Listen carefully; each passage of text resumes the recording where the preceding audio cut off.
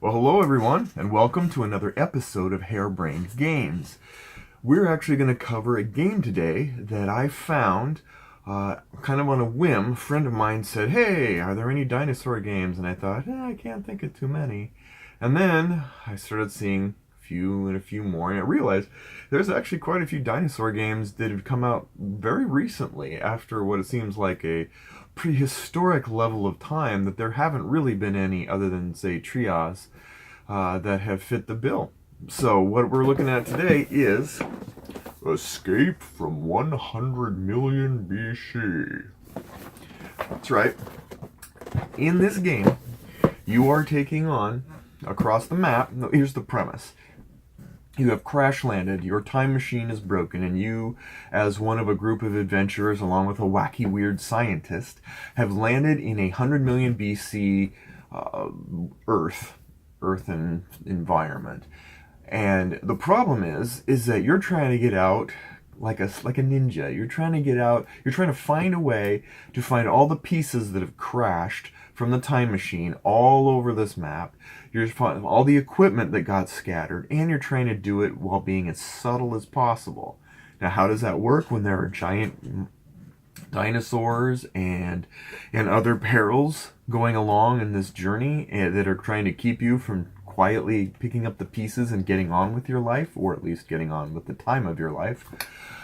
Well, that's great, except even more precarious is the fact that certain paradox, and they call it's paradox, there's the paradox of time issue, where the more you mess with, the more it ripples through and can create incredibly large or incredibly small impact in what the future would have been. Mind-boggling. The key here is that at certain points, if you're not careful with how you've handled things, time portals, like paradox portals of sorts, will open up, and in will come characters from all over time. Amelia Earhart, John F. Kennedy, Albert Einstein, unnamed dude from scene 22. And so you have to manage all of that and be able to collect the timepieces, do as little damage as possible to anything that could happen in the future, and get back to present time, and hope that you didn't leave enough entrails of change that you wind up just destroying the world as we know it anyway. That's the premise, and it's actually pretty interesting. Now, does it get pulled off? Because one of the questions I had about this game is, why have I not heard more about it? It's a big game. There's a lot of pieces. It's done by Kevin Wilson, who's been known for quite a few awesome games, including the Civilization board game that came out a few years ago. Why such subtlety? Perhaps this game came back from time and manipulated forces so poorly that all the marketing people just went... Just conjecture. Anyway, let's take a look at Escape from 100 million BC. So where we have the general setup, I've set up for a solo game which involves playing two characters. But these are the basic elements of gameplay. You have your board, and everything here is sort of out of phase, or the word they call it, where these are kind of not, have not been solidified into actual spaces to move on yet, because every time you move, a character moves. For example, this character, they move here, then they're going to go over, and here they have the actual tiles that they're going to reveal, and they're going to place, and that's going to fill out the board. Each of those tiles maps to a different kind of terrain, and so right now you pretty much sky's the limit. There's no barrier to where you can go. It's just that wherever you go, you're going to reveal something, either good or bad, on the map. We have the paradox tracker, which is important to keep as low as possible. If it ever gets to the lava level there, you've lost. So you cannot get there. And it is possible to finish the game and then have the results of how you performed move you into the lava even at the end. So always have to keep that in mind as you're playing. Here we have a bunch of components that will all become clear as we flesh them out. You've got the pieces of a time machine, you've got wounds, ammo for certain equipment pieces, will is an important kind of boost, a bunch of creatures and all that. This is the important thing. When you find 6 pieces of the time machine, you can bring everybody back and attempt to take off and try to win the game at that point. Terrain goes here. This is for every time you can always teleport back to the initial spot, the mountain spot, the volcano spot. but when you do, it costs paradox, and it's going to bump you up on the paradox track. Each character has a different special ability and a set of statistics. Setting them up, each one starts with 2 equipment cards. We have a survival guide that will help us do will checks, and we also have a machete that will help us fight through terrain that normally we wouldn't be able to traverse. Same way here, this is our soldier, and so she's able to reroll all of her dice in combat. She can zap back and without causing as much paradox. Which is that paradox tracker again. She has a first aid kit. She can heal herself or anyone beside her, and an awesome machine gun with repel. That's important, and we'll talk about that later. Then we have a glorious amount of dice, equipment cubes, because you're going to be picking up equipment, and then we have a variety of different card decks.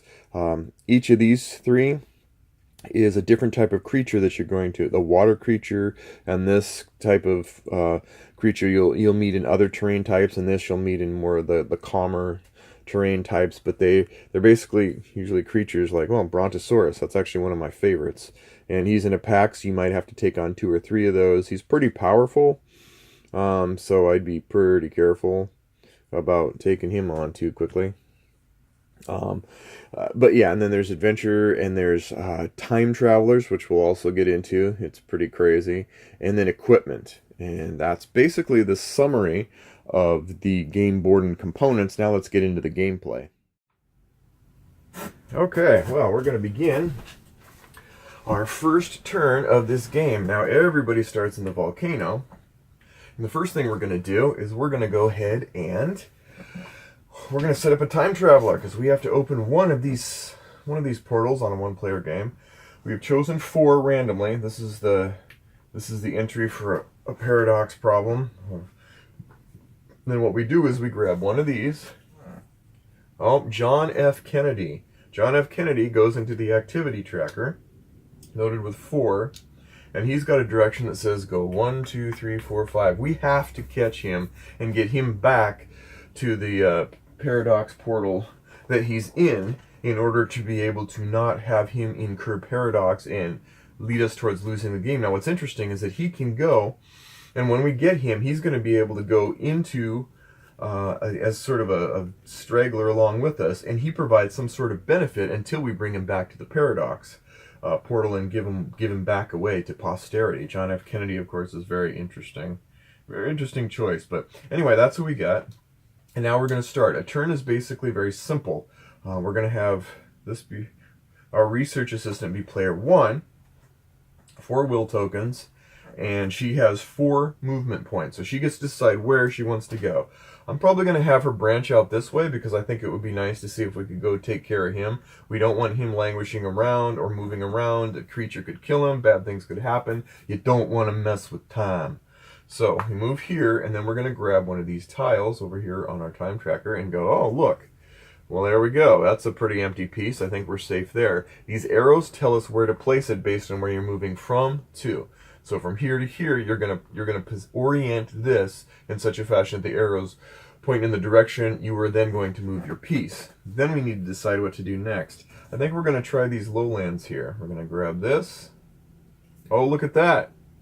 Ah, safe again. These are generally pretty safe areas. Move here, and there is a crystal, or a little flower. Flowers give us will, so we get a will token, because there's no other creature there to mess with us. Now what do we want to do? I think we should go here, so we're going to go there next, and it is... interesting. Interesting, and not altogether pleasant. So we're now blocked. We can't go this way, or that way, but we can still go this way. So for our 4th action, we're going to open here and move here, and doggone it.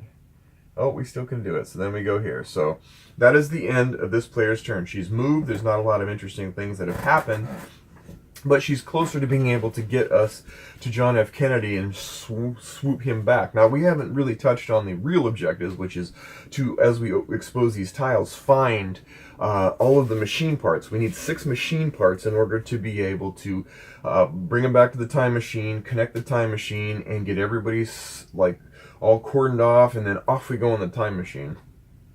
So now we're going to go to this player, the soldier, and we're going to have her go in the opposite direction. Just because, she's a soldier. Alright, so 1, and she has a movement of 3, so she isn't quite as nimble. Then, what the heck? We're going to go here. So we'll grab one of these tiles. And so far we're doing pretty safe. Finally, we're going to go on the water. Water is usually a place where you can get some interesting stuff. Ooh, beautiful. Now, there's both a machine part, which is great, except we also have a creature we're going to have to contend with. That creature is the Sarcosuchus. That looks like a big reptile that's got a stuffy nose. Yeah, that's right. Stuffy nose Sarcosuchus. Should be a Snodicus. A prehistoric crocodile, almost 40 feet long. It strikes suddenly from ambush, usually with deadly results. And of course, it is ambush. What does that mean? It means I can't flee. Whenever a creature's here, the options are you can try to kill it, which is both good and bad in that you survive, but then it costs paradox points because when you kill something, you change time. Or you can make it flee, or sorry, you can try to repel it if you have certain equipment, such as our machine gun here, that actually lets us have the repel. We spend a will token instead of, when we defeat the Sarcosuchus, we can either, we can actually have it just kind of disappear. It gets discarded, but it doesn't count against our changing events that affect time in the paradox tracker. Or, as a third option, we can flee, and that means we roll our 5s, his flee against our speed. So basically that's tricky. Do we want to flee? No, I want to try and actually beat this guy, but I want to do it by making him flee. So I'm going to spend a will token and use my machine gun, which makes me slow down, and it costs me 1 of its ammo. I only get 3 ammo on it. When it's gone, it's gone. And then I have 5 plus 2 is 7. So that's about an even match. His 7 to my 7. So we're going to roll here. We're going to roll 7 die for the Sarcosuchus. Eek. 1, 2, 3, 4, 5, 6, 7. Ready? Anything 4 or above is a hit. And 6s get rolled again. So 6s mean that explodes and I get to roll another one and see if I can... Oh no, this is not good. Okay, so basically 5 hits for the Sarcosuchus. Now we're going to roll against my own. And I get 7 die as well. So just remember that's a 5, so I'm just going to go. That's what you had. Alright, 2, 4, 6, 7. Alright, you ready? Oh man, only 2? But I get to re-roll again. Okay, get to re-roll again. 4. 4 to his 5. Now, there's an option to spend a will. You can spend a will token, I'm out, to be able to roll another die. Yes! And I get to roll another die for good measure. You only have to tie, you don't have to defeat. So that gives me 6 hits to his 5 hits, which means I have defeated or repelled the Sarcosuchus. Now, if I hadn't been using the machine gun, he would be dead, and I would have to move 2 points up on the paradox tracker, which I should have down here, on here. But because I was able to repel him, I don't have to do that. Whew! And now I'm here, and I get to pick up the part. Now I want to, when I move that sucker back there, I can install that into the time machine, and I'm 1 piece out of 6 ready to win the game. Now at the end of everyone's turn, we do another round where we roll red and white dice, and any portals that are open with this number add to our paradox value. Yeah. Then, any creatures that are out move, or creatures and time castaways move based on this number. Now, you'll see the numbers around here. So if on a 1, like if this had been here, you would move it here. But because this one's out of phase, there isn't something yet, it moves according to this out of phase movement. So 1 just moves it down 1. According to the designer, you only move 1 space. That's on the fact on BGG. And that is into that. Oh, sorry. And then we had then we add the 1 and a 5. We add the numbers together and go 6. If 6 is less than the paradox tracker, then we have to add another paradox portal, time castaway coming in that'll mess us up even more. So it can get a little hairy. The more your paradox value is, the more likely it is that every round there's going to be a new thing to have to go contend with. And that's it for the full round. Let's do one more round, and then we'll call it good. So, we're going to do research. So she's got 4 movement. I want her to go here, and she's going to reveal... Ooh. This. Darn it. And an equipment box. Yay! Now, because there aren't any creatures protecting this, or any time travelers or whatever, she can immediately remove this to grab a piece of equipment, which you definitely want to be doing. You can have as much equipment as you can hold. Grenade. All right. Discard this. You get +5 to a brawn check. That's cool. That is very cool. Darn it. I'm gonna go here because I really want to get to this time traveler, which, because he moved, I don't get to do that. So, oh my gosh. 2, but I get a will token, which I really needed because I had more. 3, blocks him again, another will token, and 4, I gotta try.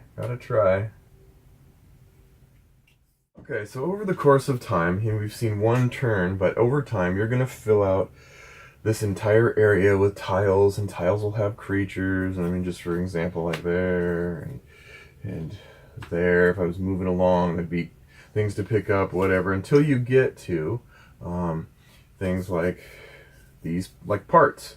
Once you get a place where you've got parts, then you can take apart, and put it on your character, and then the character, if you shuttle back, you can move back, but you can also kind of teleport back at the cost of paradox, and drop these time machine parts onto the time machine until you have 6 of them. Once you have, 6 on the easiest setting, 9 on the most abominable setting. Once you do that, then you want to get everybody back here, because it's repaired. It doesn't cost paradox once the time machine's repaired. And then whoosh, off you go. Now you might think, yay, we won the game, but you have to consider the after effects of what you've done. So when this board fills up, there's a few things you have to keep in mind. One is anything you leave behind in the form of people that you left behind that you didn't save, you have to add paradox. And another big one is equipment. If you don't find all the equipment, you're going to pay a lot of paradox. Some of these are 0, but this one, like if you leave the sentry bot behind, that changes time. That's 4. And if you go around, even if you escape, if you go around and the lava volcano explodes because the paradox just got too great, you will still lose. And so that's one of the interesting things. It's not simply just a race, it's a race and a cleanup session. And so that's basically the gist of Escape. I know we played an initial turn just to kind of show you the start. I kind of like summarily, concisely described how you actually end the game. In the middle, though, you'll get, as you're traveling around, all kinds of stuff opens up. You got creatures all over the place of all kinds of different sizes and ferocities and nastiness. And we didn't even get into adventures. Sometimes there's just plain adventures. Like, hey, you get a certain tile and it's got a hat like that. And you'll go, okay, well, we're not really fighting a creature, but it'll give you some sort of narrative story that says, hey, this is happening. Like in this case, are you having a good trip? Roll a die for each will you have. If you roll at least 1, 4, 5, or 6, it's a time machine part. Yay! Otherwise, it's just a rock. That kind of stuff adds a lot of narrative. So with that, let's go into my final thoughts on the game and whether it's right for you or me or everybody or nobody. All right. What are my thoughts on Escape from 100 million BC? This is a game that handles time travel in an above average way. It's not so wacky as to be crazy and lame, but it's also wacky enough to be tongue-in-cheek in a way, in a style of vein of humor that I enjoy. But it's definitely not a race game. You're not running around this map in the past, blowing everything to smithereens, running around grabbing stuff, and then escaping out and going, woo, we did it. It's not Running Man, the Time Travel Edition. It is a tightrope walk, because you do have to do those things. You do have to explore a hostile map and collect equipment, get those time castaways back where they came from. and do it in a way that doesn't cause any impact. The typical "don't mess with time in the past" kind of thing. So it fits between. It fits between. It's definitely not Bill and Ted's Excellent Escape. Although I wouldn't mind that either. I like Bill and Ted. But it does create a lot of tension, a lot of tightrope kind of tension where you have to show restraint, but you also have to be aggressive. And I like that. I like that tension in the game. Exploration isn't perfect, but it's not utterly random either. You don't have, like, I flip a tile and let's just see what happens. It's not lotto. It's not a crapshoot. But it does have some, there are random elements. Your map will be a little different every time. There is a way to show at least a little bit of forethought. For example, some of the terrain types are going to be known to probably be more hostile with some nastier creatures than other terrain types. So you might be able to go, hey, I'm going to probably have my soldier heading that way instead of my scientist, just in case it turns out to be a little more dangerous. It's not a guarantee, but at least you have some ability to predict with reasonability, because I hate games where you have no idea what's going to happen, and so you send your soldier out to something that requires a logic check. Fame and Fortune and Glory, I think, does that, and I think it definitely dampened my enthusiasm for it, because, like, you don't know, like, okay, I'll try this against that, and I guess I'll get lucky, whatever. This gives you a little bit more in the way of being able to control how you explore, or at least understand the risks. And it does capture the joy of exploration. I do like how exploring works. The skill checks, the brawl checks, the will checks, and all that stuff, they're not absolutely perfect, but they're above average. It's not as simple as, okay, you roll 4 dice, I roll 5 dice, let's see who wins this battle. It's, yeah, I roll 4 dice, you roll 5 dice, but there's also that possibility that you'll explode and be able to roll a little bit more dice or a lot more. I think we saw in one of the examples. It looked pretty grim, but because I was able to get some 6s, I was able to re-roll and get more hits than I accounted for. And I could throw in some will, even after the fact, some will tokens to get extra die and take the risk. And, if you really, really want to win a battle, you can exhaust everything to do it. It might leave you at a disadvantage in future exploration, but it's you probably can. But there's always that chance that you don't, you get wounded, you get thrown back, and you get set back. And that's exciting. I like that. It's good. It's a good AI kind of thing I like, where what you have on the board moves around semi-randomly, almost like a baby automata, or like in Scythe, where you do get to move around. And as simple as it is, it actually does the job quite well. The creatures that you leave there because they kicked your butt, or you flee from, stick around, they move around. Sometimes there's interesting emergent narrative moments where you don't want that creature to move into where the time traveler is that you're trying to get back home, because he'll eat it, and that's bad.